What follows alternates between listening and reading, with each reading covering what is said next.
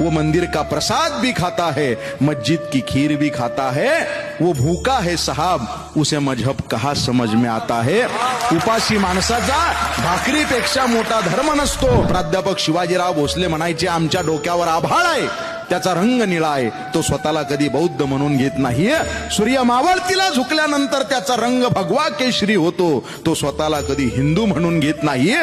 हा निसर्ग हिरवागार आहे, तो स्वतःला कधी मुस्लिम म्हणून घेत नाहीये, कारण हे सगळे एकाच निसर्गाचे घटक आहेत। तसं आपण सध्या सगळे एकाच निसर्गाचे घटक आहोत। या जगामध्ये धर्म, जात, पंथ, पक्ष, लिंग, वर्ण, भेद, सीमा प्रांताच्या पलीकडे या जगात सगळ्यात मोठा धर्म हा माणूस की मानवता है।